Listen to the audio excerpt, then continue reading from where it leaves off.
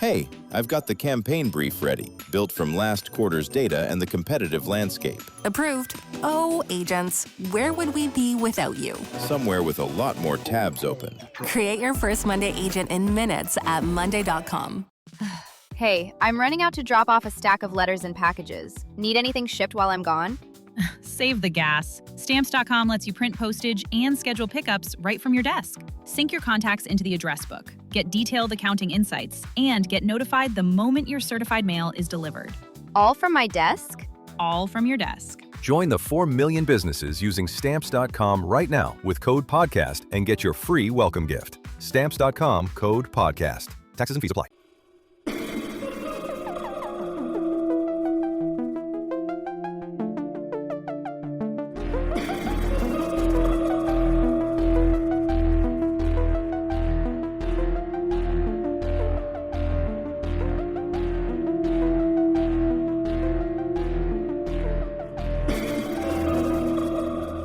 Welcome to Laughing in the Dark, an Are You Afraid of the Dark rewatch podcast. For 90s kids, Are You Afraid of the Dark was appointment television every Saturday night. It was a spine-tingling horror anthology and delivered gently, befitting its Canadian roots. I'm Dave, and I'll be your host for this evening. Also joining me tonight are my fellow members of the 930 Society, Bryan. Hello. And Aileen. Hello. And Michael's not with us. He is off doing real work like a professional person. We are Mikie-less. That's right. I don't think I've seen Sardo and Mikie in the same room together. Oh my God. My mind is blown. If only that sweet Jerry curl. Oh, Mikey's hair has got a lovely curl to it. I mean, maybe Sardo steps up his game when he's Mikie, or the other way around. Oh, like he lets the curl down, like it lets it relax. Yeah, exactly. Well, I heard that when he was out on one of his professional things, that he ran into a Laughing in the Dark listener. Mm-hmm. Okay. Yep. He said he doesn't remember her name, not or remember. that he didn't ask her name, but apparently she was very excited and she was like, "Are you Mikie from Laughing in the Dark?" Yeah. Shout out to that That's lady. right. That's right. Whoa! That's right. Hey, thanks. Yeah. So if any of you are out at one of these Elena Urquhart events, go and say hello. You know, he likes people a lot more than, at least a lot more than I do. Yeah, I will tell you what. Her comments as passed to us, they kind of made my day. It was very sweet. It was very, very sweet. So if Thanks, you're out friend. there, it's Wednesday night. You're pulling up, maybe doing a little knitting. I don't know what you do when you listen to our podcast. Maybe play video games. Be hunting. Hey, how you doing? Are you cooking? Yeah. I usually cook when I listen to podcasts. Well, listen, whatever you're doing, this one's for you. Yes. How about that? Because What's the name? What's the name of that lady? I was trying to be a radio person and I couldn't think of any other sound that's ever beep, beeps have and you ever honk-honks. heard the radio before? That's literally all it Like, is. I Beeps guess and so, yeah. bops. But I was gonna say, what's the name of that lady that is like, hello and welcome? Delilah. Yeah. That's my Delilah. that's my daughter's name. That's right. Oh, that's sweet. Did you name her after the radio lady? Nope. Oh, okay. Nope. It's her birthday today. Just- Holy Happy shit. birthday. Happy birthday, Lila. A Leo. Yep. Is she like obviously a Leo? Oh, I have no idea what that means. Okay. Does she like attention and like she's a star? Yes. Okay, Yes. she's a Leo, baby. Oh, what an auspicious day. Yeah.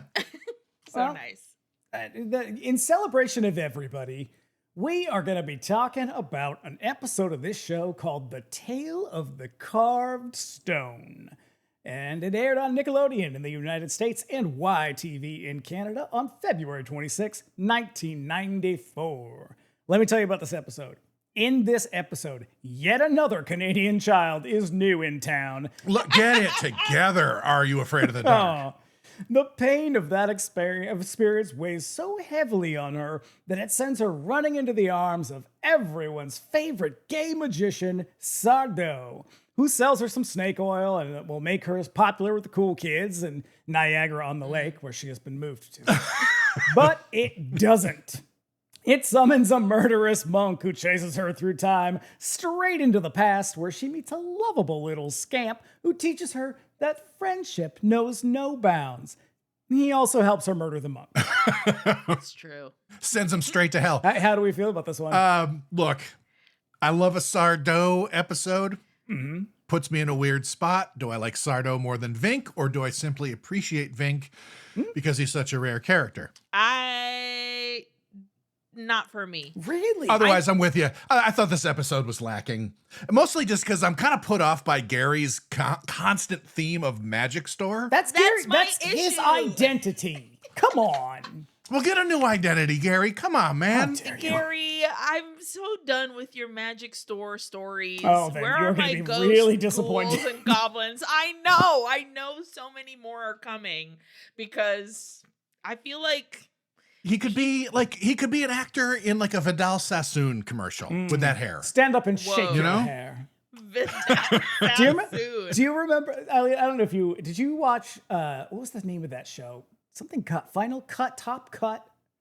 It was like a right around the time that Project Runway was like blowing up really big. They did a hair show. She was a British lady with a blonde hair. No, that lady was doing makeovers on hair salons. Okay, but she was the winner, I think, of the first season. Oh, okay. And she so, was like, hello, I'm here to tell you that your salon is an absolute shithole. Yes. So I think she was the winner of the first season, or maybe the second season. But on the final episode of the first season, Vidal Sassoon was the guest judge. And it was the greatest because, like, they had the models come out and do this thing, and he would be like, stand up and shake your hair. It was so great. I love it. If it's a frequently uttered phrase on our other podcast. It's like a stimming phrase for me at this point. Sure, yeah. I remember seeing Vidal Sassoon in my grandma, like when I would come visit the U.S. and seeing it in my grandma's bathroom or in my aunt's bathroom, wherever we were staying at for whatever vacation we were on. And I remember secretly using it and feeling so diva, so cunty, like, Vidal Sassoon. Vidal Sassoon, so chic. I'm an American now. Hey, he created the Twiggy cut. I mean, you don't get more chic than that. Exactly. Everybody should look up Vidal Sassoon. He's actually cool as hell. Do your homework, gang. Vidal Sassoon or death. Mm-hmm. Well, I liked this one. I don't know what. Maybe I was just in a good mood or something. But you know, it has a fun villain that I'm sure no child recognized at the time. As soon as I saw his name in the credits, I was like, yes, Frank Gorshin, awesome. And then I had the same thought. I was like, ain't no kid in the 90s knew who that was. Yeah, this is not stunt casting. A 43-year-old in the current state of time didn't know who that was. Yeah, you gotta be a pretty big nerd for that one. When I saw it in the script, I was like, oh, okay, fun for him. Good for him. Keep working, fella. Good for you. Yeah. For those who don't know, Frank Gorshin was the Riddler on the original Batman. Not the original Batman. The original Batman was super racist. The one from the 60s. The Batman, Sure. Yeah, Batman 66. Yeah. So, well, hey, I like this one. And we're going to talk all about it right now.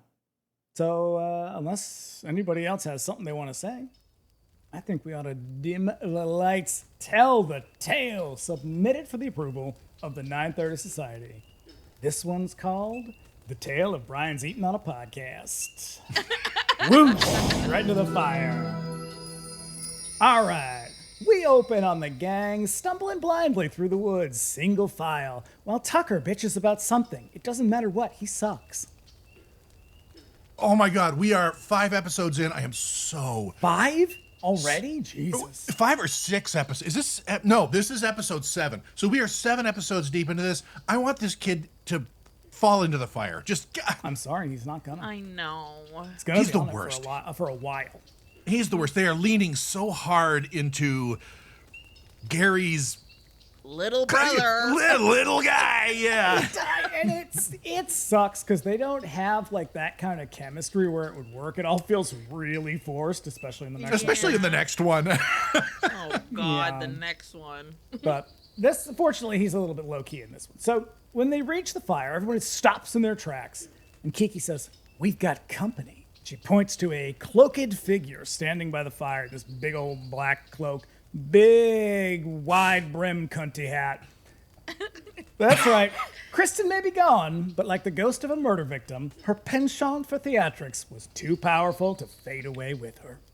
Was she a nightmare or something? Because she's been gone not even like a half a season. And so far, like every episode has had some kind of prop or costume contrivance. It's almost like they were too afraid to like do it on their own. Like she would freak out on them if they were like, hey, I'm wearing a dress to accent the story I told. Then she shows up and she's like, no, that is my thing. And then, she made them all sign a contract when she joined, and she said, I will be the only one to bring props and costumes you may not approach. Just slashing their bike tires. And do not look me in the eyes either. Yeah. Oh, she's like Faye Dunaway. She's the Faye Dunaway of the Midnight Society. This cloak and hat is giving me there's a famous Venezuelan, if I'm not mistaken, folklore story called El Silbón, the Whistler, and it's very much this vibe. Cloak, big hat, and he whistles. And if you hear his whistle close by, it means he's actually very far away. But if you hear the whistle very far away, you're about to get grabbed. Oh, shit. I love that. There's a horror movie about it, isn't there? There is. Yeah.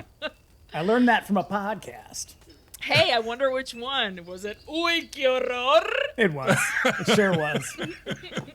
Well, anyway, don't worry. It turns out the cloak and ridiculous hat is just hanging on a suspiciously small pine tree.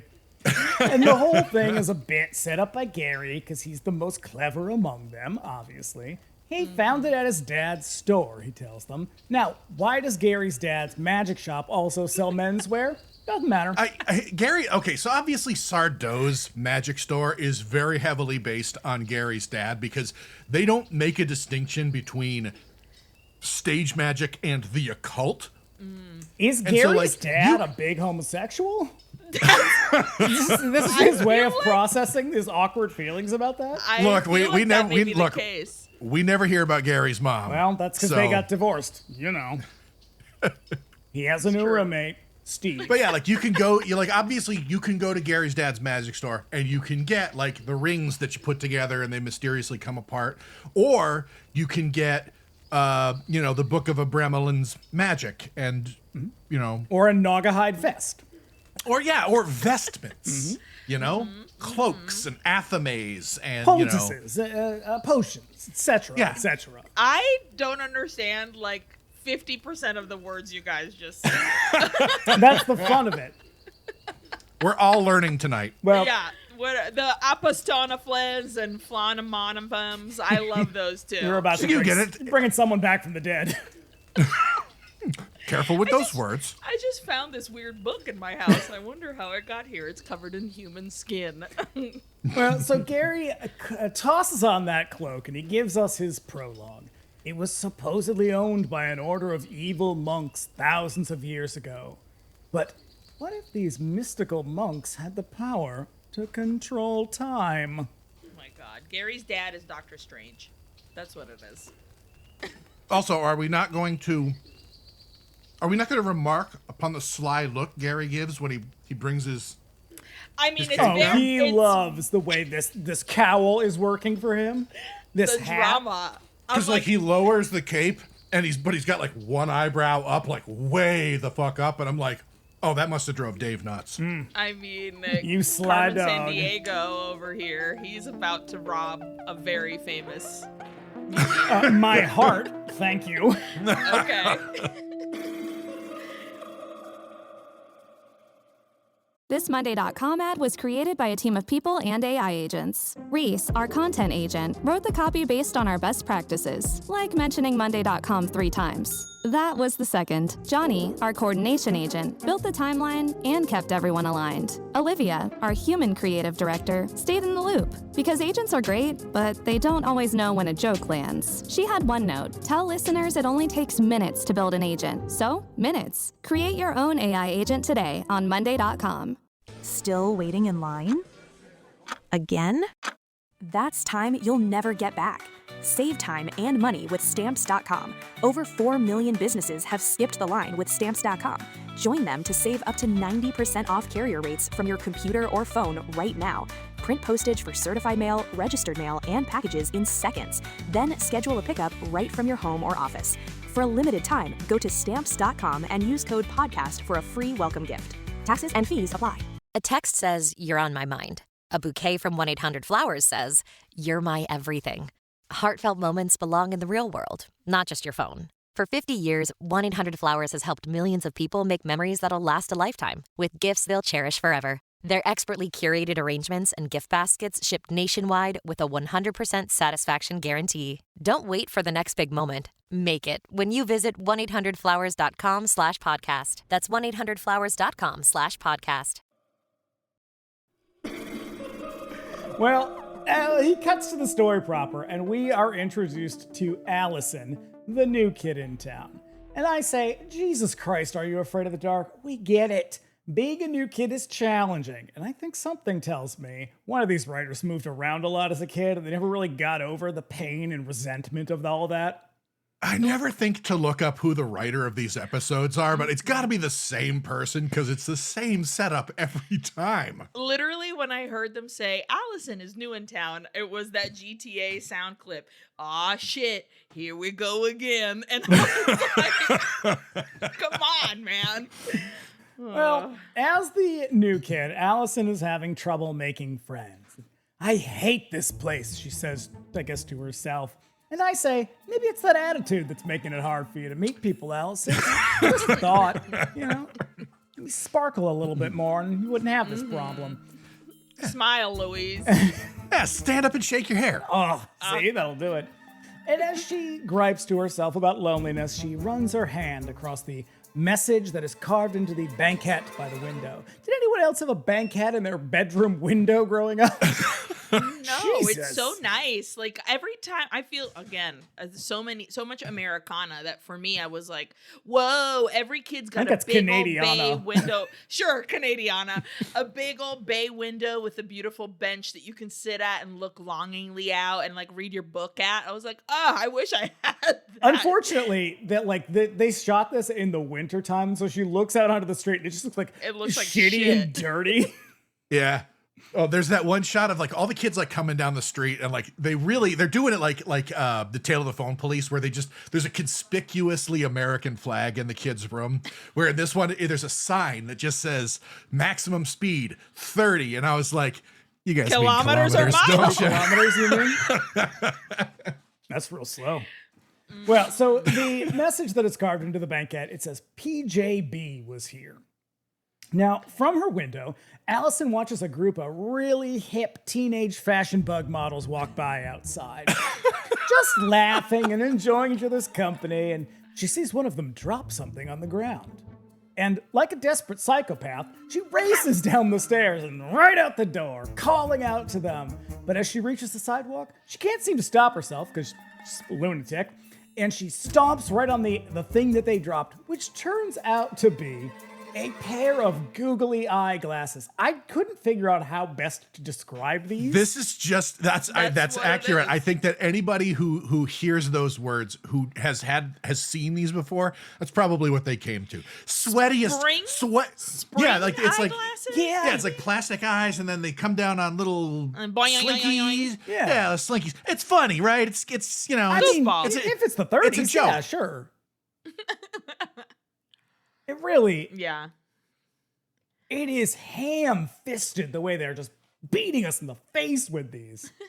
Reese. Do you mean to tell me those happen in 90210 stunt doubles were just wandering around with those googly eyeglasses? It does seem like a weird thing for a teenager to be carrying around. I know. I'm telling you, Gary's dad is in like a magician's cult, and he's like, Gary, we need new recruits. Every story you tell needs to walk into a magic store, and that will be like somehow a way to enter your friends' minds, and we can all be magicians together. Listen, Gary, you got to get out there. You got to tell them how cool it is in the magic shop. Gary, please, I'm desperate. They're going to take my thumbs. they're going to take Gil's legs. If you haven't figured it out yet, the whole thing is a contrivance to get us to, you guessed it, the magic shop. Here we go. So over at the Magic Mansion, Allison is greeted by everyone's favorite homosexual small business owner, Sardo. No mister, accent on the dough. To quote, is it either Cardi B or Megan Thee Stallion?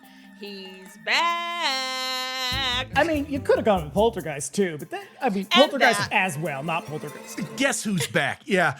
As soon as I realized it was a Gary story, I was like, yes. God damn it, yes. And he was in full form in this one. Oh, they must have realized that by season 3, they're like, oh, he's a fan favorite, so we're going to give him a little bit more. So he comes out to the counter and he is razzling and dazzling her. He's giving her the full Sardo pitch, the whole Megillah. And she's like, ugh, no, I just need these fucking weirdo glasses. And he's like, ugh, whatever. But turns out that Allison's desperation is so profound and pungent that even Sardo can tell she's new in town. So he pitches her on a flask of popularity potion. And Allison reacts enthusiastically, as though popularity potions are real. Maybe she'd have more friends if she wasn't so goddamn gullible. Look, if you go to the Magic Mansion and a guy says, hey, I got just the thing you need. It's magic, baby. Cover your drink, ladies. Cover. If any man that's like, I have a potion for you, I'm going to go ahead and say, no thanks. Nope. No, not unless it's an angel shot, I'm good. Yeah, exactly. Well, Sardo digs around in his old chest and comes back, not with a potion, but with something he calls an Egyptian friendship stone. Now look, I'm no archaeologist, but from what I know, I feel like ancient Egyptians weren't the type of people to carve friendship stones. They're just like weaving, what was that, gimp bracelets for each other before they tore pulling their one another brains apart. out of their noses and shit. Like, I think they weren't into that stuff. But look, Allison is desperate enough, so she eagerly grabs it out of his hands and she says the magic words and calamity is bound to ensue. But after she buys the glasses, because he's like, oh, it's going to be $50. And she's like, $50? I only have 17 loonies. And so he sells it to her at a discount. And this very thing happened to me just last night when I went to buy a bag of candy at the store downstairs. The guy said it was this much money. And I thought, you're making up these prices as you go along, aren't you? And I was like, I only have this much cash. And he's like, how much? And I was like, I don't know, it's like $6. And he's like, good enough. What kind of candy was it? So this explains why all those fucking people from Quebec who used to come down to the record store at the beach were always trying to fucking haggle. Listen, in my experience so far, no one has tried to barter or make a deal with me until now. This store's really sketchy, but that's neither here nor there. Yeah, also, this is like the third time that Sardo has tried to shake a 13-year-old down for like $50. And I'm frankly amazed that this girl had more than a couple of toonies on her. I kind of love that Sardo he's a little bit audacious, Yeah, especially with these kids who he's like, I know where I'm getting my next lunch from. Yeah. And so he's like, 17 loonies sold. And she's like, fucking great. My question, though, is like, she already held the stone. She already said the magic words. What does she need the stone for? Exactly. Well, anyway, as she leaves the shop, Allison passes by a man wearing a large black cloak and a ridiculous wide-brimmed black hat. We can only assume he is one of the aforementioned time-controlling monks. You might recognize him as Frank Gorshin, the Riddler from the 1960s Batman series, as I said up top. To me, it looked like Christopher Lloyd's character from Who Framed Roger Rabbit. Yeah, it's got that going on. Right? I was like, he's about to say that he's got a big pile of dip in the back and he's going to put a shoe in it and make me cry. Do you know who that character was written for? Who? Tim Curry. And his screen test was so terrifying that they were like, oh, that's not going to work. Too much. Although Christopher Lloyd was genuinely terrifying as well.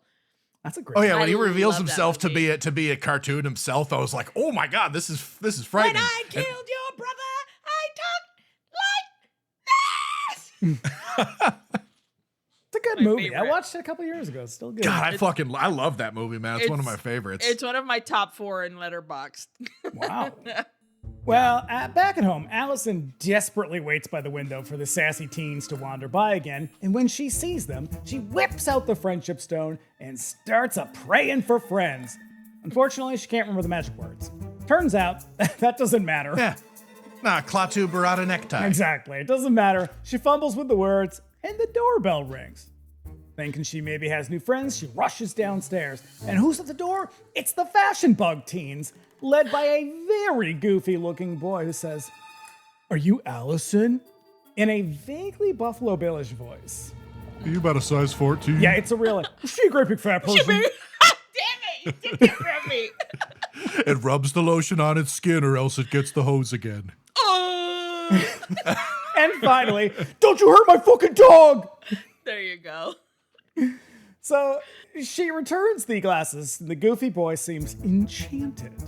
But the girl next to him is disgusted. "That's what you called us to come all the way over here for?" she says with more than a hint of disgust in her voice. I would have totally had a crush on this boy. Like, if I watched this episode, which I definitely didn't, I would have been like, the whole entire week, been like, oh my God, that boy on the latest episode of Are You Afraid of the Dark was so cute. And then I would be obsessed until the next episode on the following Saturday. And then like a similarly like bouncy hair boy would show up and you're like, oh my God. Here's another one. I love him. Well, so there's a lot of questions, though, that I think are raised by the presence. Now, when did she call them? Did she just yell out the window to them? I would imagine like she got up to the top and just was like, children! I mean young people! Whoa, Fashion Bug glasses. teens! It is very uncouth if that is what she did. But not so uncouth that it's deserving of this idiot girl's disgust, which I find very un-Canadian. I think you may have been misled about Canadians because we are now 37 episodes deep on this certified product of the Commonwealth, and we have seen nothing but predatory teenagers and the wimps they pick on. That's true. Wow. It is a jungle up there. If my Canada neighbors could hear you. Prove to us you are actually kind and lovely because your teens and your 90s programming is saying otherwise. Look, that guy at the store downstairs notwithstanding, they prove it to me every day. So the shitty girl is like, ugh, forget this. And then she's like, get a life. And then they all walk away, leaving Allison standing alone, despondent, and looking as though she's dressed for the rodeo. The vest. This vest. What the vest is that? It looks like it's made out of like sofa upholstery. Yes, or like a very intricate rug. Like it's so bad. This vest. I'm pretty sure we've seen it before, too. I think so, too. But they put it in contrast with this long-sleeved polka dot situation that I was like, guys, who decided this? They it's must so have. bad. Costume designer is on LSD. They must all have the time. just shared costumes among the other shows. Like the other, I don't know, because like, but they were all shot the same place.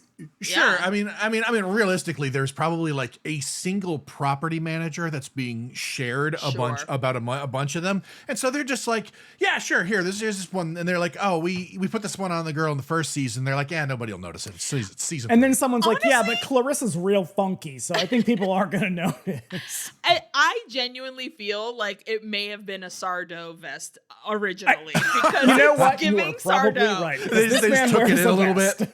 Yeah. So, pissed that her friendship stone was a fake, go figure, Allison returns to the magic shop, but when she gets there, she finds the shop has been ransacked. Now, I hope Sardo has really good insurance because this guy's shop gets fucked up on the regular.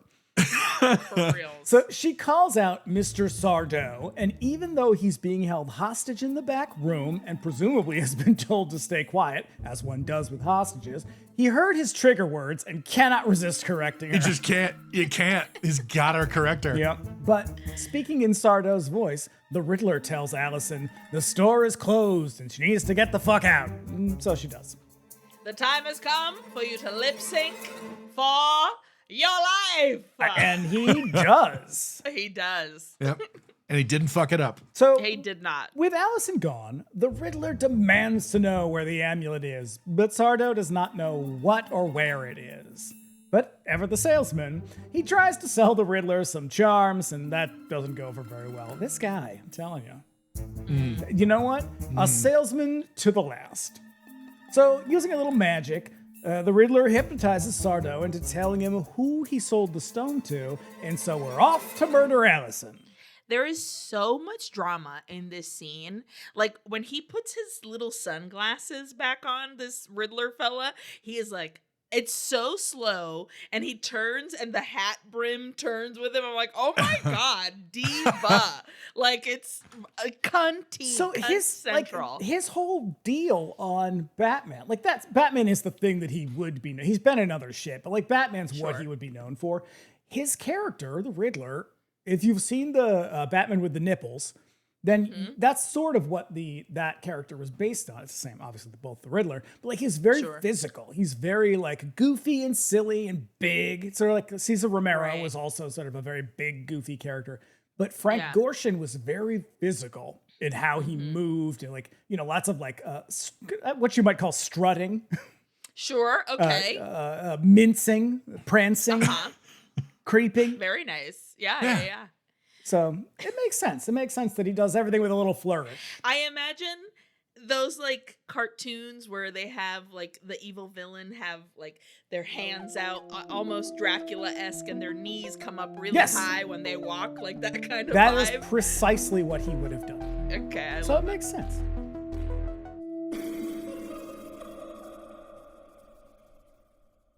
Tired of your car insurance rate going up, even with a clean driving record?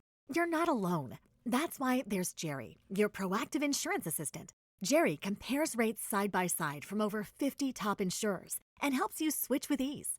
Jerry even tracks market rates and alerts you when it's best to shop. No spam calls, no hidden fees. Drivers who save with Jerry could save over $1,300 a year. Switch with confidence. Download the Jerry app or visit jerry.ai/Libsyn today. That's JERRY.ai/LIBSYN. When you need to send the perfect rose bouquet, only one brand can say they've been the floral authority for 50 years. 1-800-Flowers. Why should you trust 1-800-Flowers? They hand-select every stem to ensure top quality. And with nationwide delivery, smiles and satisfaction are 100% guaranteed. And right now, when you order a dozen multicolored roses, we'll double it at no extra cost. Don't miss out on this limited time offer. Order today at 1-800-Flowers.com/podcast. That's 1-800-Flowers.com/podcast.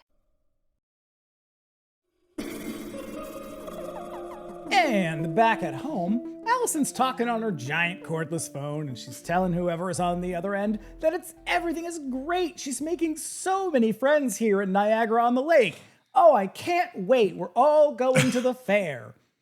And then she hangs up, and she is despondent once again. And she looks down at the stone and says, if you're a friendship stone, then I'm Madonna. And you know what, everybody? She is definitely not Madonna. Absolutely. How dare you? Absolutely not. Yeah. Also, that vest, I was going to say Madonna wouldn't wear that vest, but honestly, if you look at Like a Prayer, Madonna does wear a funny vest that is kind of brocade, and I'm like, actually, Madonna would wear that. Yeah, Madonna wore a lot of weird shit. She surely did. So, disappointed with her purchase and feeling like a real sucker, she tosses the stone onto the table and it emits a bolt of lightning that strikes the mirror, opening a portal into the past. And through the mirror, Allison sees a real nerdy boy sitting at a desk, presumably writing in his diary, because that's something boys did in the early 20th century. She calls out to him, catching his attention, which is when we all see that he's writing with a quill. Now, this child is surrounded by electric lights and wearing relatively modern clothes, so the quill doesn't make any sense. But why quibble? I mean, after all, what am I? An historian or something? Boom. And so he definitely would not be writing with a quill. Doesn't make any sense. But Dave knows about quills. They just need shorthand for old timey. Yeah. Allison goes back to the table. She picks up the stone, and then the boy in the mirror disappears, and it just goes back to being a regular old mirror. And she sort of marvels over her miraculous find, and then she hears, in a deep and somewhat pleasing voice, someone calling out her name. And she turns to see it's the Riddler outside her window. Now, Gary made it clear that these monks could control time, but he never said anything about magic, hypnosis, or the power of flight. So I'm very impressed. Reals. Allison, on the other hand, seems less impressed with the man floating outside her window like the Glick boy in Salem's Lot. And so he's trying to lure her to the window to give the amulet. But in her fear, Allison backs up, trips on the rug, and falls into the mirror. Oh yeah, and I'm also they keep doing like close-ups on him on Frank Gorshin, and I am so put off by the tight close-ups of his beady little eyes that he keeps demanding that we look into. It's like he's got a vitamin D deficiency or something. They are a little off-putting because they also look a little sickly, like he has like a little bit of pink eye or something. Yes, they really paled his face and then put a little like red eyeliner under and like smudged it a little, and you're just like, I don't know if that's actually makeup. I think that just might be what might his just be eyes his look old like. man skin. Because like I remember he was on an episode right before he died. He was on an episode of I think CSI where he yeah, because I thought about the same thing. And he looks very similar in that. Like his eyes are very sort of distinctive, and maybe that was just sort of like his sort of defining feature. Maybe. I mean, they're a little off-putting, but whatever. So now she's fallen through the mirror. When she stands up, she's in the old-timey bedroom of the boy in the mirror. And he's all, "Who are you and how did you get into my room?" But he doesn't seem that concerned that a girl just fell through the mirror into his room, or that she's dressed like she's off to the rodeo. Also, there is a rodeo here, a big famous one. In Alberta. In Alberta, yeah. Yeah, It's a political, what is it? They use it as like a political thing. It's conservative. Yeah. Oh, no. Yeah, it was happening when I was in Calgary. You should have gone. You should have gone and met the other conservatives. No thanks. They do. I hear they make a lot of meat. They cook a lot of meat there. Look, hey, the bird of beef was good. Do they not like ride bulls and horses? No, they do. It's a traditional rodeo. It's like a big, like a giant. But state fair. You have to be conservative. No, you don't have to. It's that I think Alberta is a very conservative place, and so I think it just sort of became sort of a de facto conservative meeting place, like a spot. Like a big old, I don't know, turning point convention or something. I don't really know what the analogy is. They're not that terrible, but hide your necks. Hide your wife, hide your kids. What? I said hide your necks. Oh, because of that young man that got shot in the neck. Yeah. And we all forgot about him and just moved on. We are Charlie Kirk. We carry the flame. Oh, and then his wife appears, her eyes all big and blue. Terrifying. My husband is dead. She looks like Frank Gorshin outside that girl's window. Yeah, that's exactly it. Oh, so the kid grabs up his slingshot because all 10-year-olds were required to carry them in the 1940s. He's a certified scamp. That's right. He is. He introduces himself as Thomas Jefferson Bradshaw, and the fact that he introduces himself with his full government name suggests that he too probably doesn't have any friends. He says, "This is my grandmother's house. I want you to leave." Now, everybody, you can't see in the notes, but I did... What is that's not an umlaut. What is that over the O? It's a little dash. It's not a tilde. It's not an accent aigu. It's just like a dash over the O. Is it I French? don't know the term. I don't think it's French. Well, it implies that the vowel is a long vowel. I have just destroyed the joke. Just thoroughly beat the hell out of it. So Allison doesn't leave. Instead, she asks what year it is. And he's like, whatever. It's 1892. Now, it is definitely not 1892. It really isn't. But even if it was, that still wouldn't explain the quill. Mm-hmm. So we do a little patter about the past and the present as they walk down the hall. And as they're walking, Thomas tells Allison to shut the fuck up because if his grandmother wakes up, she's going to cane him. Listen, as every child in America knew at the time, I'm going to say North America, understood what it meant to be Cain. Because a few months earlier, that idiot American got arrested in Singapore and was sentenced to caning. Yeah. Is this that one government guy that caned somebody else during a court thing? No, he was arrested for, I believe, he was like a teenager. It was like vandalism in Singapore or something. He was like a teenager, real like arrogant, rich white kid, American, on vacation. Not on vacation. It was like It was headlines in the United States for like months. In 1892? No, in 1995. Oh, I am utterly. That's why I was confused. I was like, I know about the caning of that one, like it was a politician or something, and there was a trial, and he was like, if I win the trial, I get to cane you. I think you're thinking of The Simpsons. Maybe? No, that actually happened in the United States, but like in the 1700s or something. That's like that. what I thought. He was arrested for vandalism, and they wanted to sort of make an example of him because he was really arrogant, he was really shitty, and he was like, "What are you gonna do, China?" And they were like, "Actually, it's Singapore, and we're gonna cane you." Ass. And is this what Bart Yes. goes to Australia? Yeah, the booting. Yep. And so get back or I'll boot your prime minister. We talked about this on Do You Think I'm Spooky? Because it was like, in theory, it sounds a little silly, but in reality, caning is like extremely brutal. It's fucking brutal. You get like strapped to this like apparatus, and the guy who does it, like you can look up videos of him, like you are going to be flayed by this process. They're like, they're gonna give him like 5 whacks with a cane, but then you see this guy do it, and it's like, this kid's not gonna walk ever again. Yeah, it's like you lose consciousness within like 2 minutes. So that's what Thomas is up against.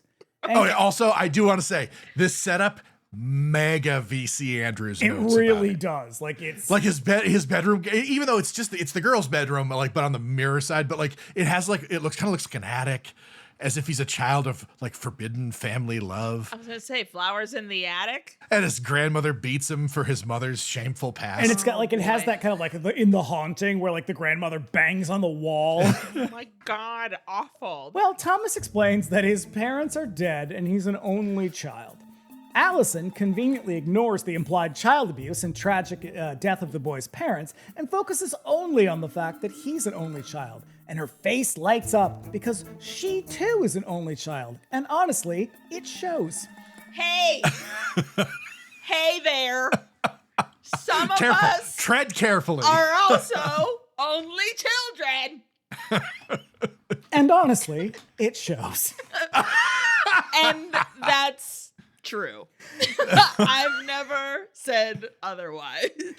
And so Thomas explains that he doesn't have any friends either because his grandmother is an abusive monster and she doesn't let him out of the house. This is seriously what he says. I'm like not exaggerating. Like, buddy. I'm surprised she wasn't like, I have a time stone and I can just take you through the mirror. Let's get you the fuck out of here. Or at least maybe I can bring some child protective services back through the mirror. Yeah. So he's excited though, because now he has a friend in Desperate Allison, and she insists that they go back through the mirror and she'll take him to a movie and they can get a pizza. And I thought, I guess the age of consent doesn't mean anything to you, Allison, because he's like 10. And she's but she's only only a couple of years older. 14, maybe. It's hard to tell. She's real masculine, so it's really the way she carries herself. It's that vest, dude. That fucking vest. I know. He does it every time. So Allison stands before the mirror, intending to bring them back to the future, but then she hesitates. What if that terrible man is still at the house? And Thomas tells her, not to worry, baby. He's an old-timey little boy, and as such, he has a moral and legal obligation to be a crackerjack shot with a slingshot. So into the future they go. And as soon as they are through the mirror, Thomas hears the doorbell ring, and because he's an idiot child from the late 19th century, he immediately runs to answer it, clearly forgetting what Allison literally just said about the menacing man at the window. But when he answers the door, it's not the Riddler, but Sardo, everyone's favorite homosexual small business owner. And he has come to warn Allison about the man who he calls Brother Septimus, a monk who is supposed to have been hanged in the 15th century, But before he even finishes his sentence, the Riddler grabs Sardo and the kids take off but away. also, how the hell did Sardo know where she lives? Because she tells him when she goes into the store, she's like, did she? I don't remember that part. You're like, she's like into 13 Maple Lane. Well, okay, that's right. She doesn't give him the address, but she describes the house like he would just fucking know it. Why? Because he wanders around late at night by himself because he's alone and lonely and he can't meet anybody because hookup apps don't exist yet. Whatever. Listen, cruising, they figured out a way how to make it. It just winks.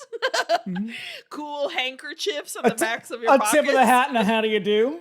Yeah, exactly. So the Riddler stalks through the house and he is stopped by Thomas, who calls out to him from the top of the stairs, waving the stone at him, which is an obvious lure. Jesus Christ. Come on, Riddler. Yeah, it's like he's fucking fell off a coconut truck. Seriously, have you never read a Hardy Boys book? And so as Not the in Riddler 1892. as the Riddler runs up the stairs, Thomas tosses the stone to Allison, who grabs it, and she and Sardo fall into the mirror, thus into the past. Problem is, they left old Tom back in the future with a very angry Riddler. And the grandma's gonna cane them now because they keep bopping and slomping through the house. Definitely making a ton of noise. Yeah. So Allison explains to Sardo how the stone works and says they need to get back to help Tom, but Sardo is possessed of a powerful greed and begins scheming a way to get that stone back to the future so he can sell it for millions.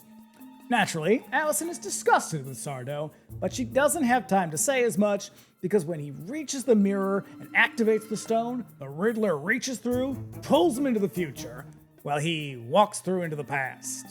Now, fortunately, Thomas uses the opportunity to go back through the mirror as well, and he trains his slingshot on the Riddler. So are you meant to be holding the stone to be able to cross through the mirror? Yeah, it's up in the air. It's a little unclear. I think it just has to be near the mirror. Because, they're going through that little section. They're like, zip, zip, zip, zip, zap, zapping through that fucking mirror. I'm like, dang. Who's holding it's on neither to the here nor stone? there. I guess. So the Riddler begins hypnotizing Thomas and is going to take the stone from him. And he pulls back his cloak to reveal yet another of his magic skills that Gary has forgot to mention. His finger has transformed into a long blade a la the T-1000. Diva, this is a fierce acrylic. The way it comes out, I'm like, okay, mama. It is a ridiculous Coke now. I love it. For sure. And it's like platinum. I mean, I love a Oh yeah, chrome you can nail. put a whole 8-ball on there. Absolutely. And just That any chrome- number of bedazzled jewels and dangling bits and bobs. You know it. The clicks and the clacks you're going to get on that, amazing. So he's about to murder Thomas when Allison jumps on him from behind. And as the two struggle, Thomas has enough time to de-hypnotize himself, load up that slingshot, and he sends the stone right through the Riddler, sending Allison back through the mirror, presumably killing the Riddler, shattering it upon her arrival. Now, back in her room, Allison is helped up by Sardo, who is super disappointed that she didn't bring the stone back with her. And from the shards in the mirror, she can hear Tom calling out to her. She urges him to come through. Alas, it is too late. He's destined to remain in the past with a terrible, abusive grandmother who hates him. But don't worry. It was all worth it because he finally made a friend. And as he waves to her from his shard of the mirror, Tom slowly fades away, resigned to his early violent death at the hands of his grandmother, surely to be buried in the wall and only found 100 years later. Now, the Riddler is in the mirror shard, but so is Thomas. So I'm like, are they in the same time space continuum? Or maybe what's that's the going friend on? he was excited about. He's like, we're stuck here together. There's only we can just be friends. Finally, we'll do Coke all day. It's like the life of Pi. She's like talking to him. She's like, come on through, Thomas, and we can hang out. And he's like, no, the mirror's broken. I'm kind of stuck. And she's like, oh. But how is she going to explain this to her parents when this fucking old-timey child just kind of appears in their house that they're suddenly obligated to take care of? I mean, there's already a 45-year-old homosexual man in their house that they've never met, just kicking it with their daughter. I would love that, where like this all goes down and like her parents show up and just out of nowhere who are like, what is all this fucking commotion? And there's like a broken mirror and this like gay magician, and she's just like, and Sardo just casually strolls out with thing 1 and thing 2 behind him. Bye. See ya. So Allison goes back to the banquette to find that the engraving has changed. And now, written in a big heart, it says, Allison and Tom, friends forever. Or at least for an afternoon.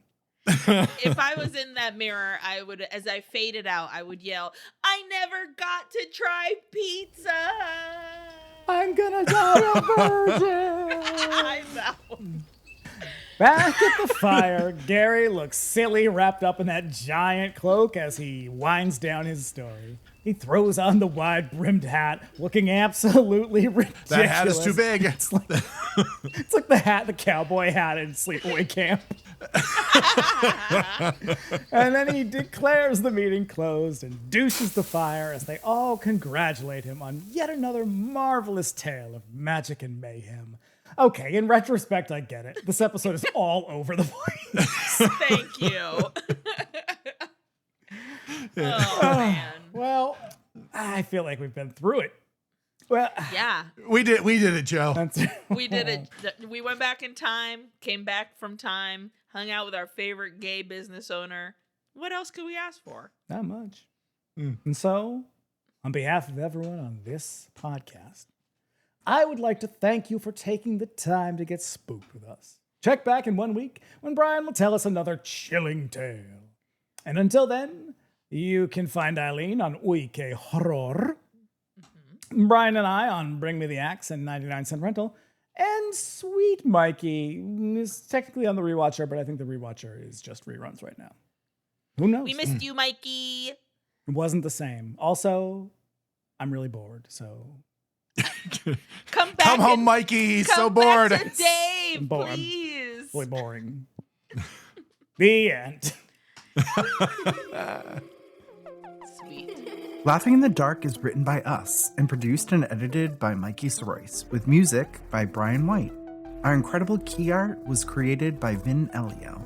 You can keep up with us in between episodes by following us on Instagram at laughinginthedarkpod. Or you can email us at laughingpodcast@gmail.com. And if you're listening on YouTube, be sure to like and subscribe. We sure would appreciate it.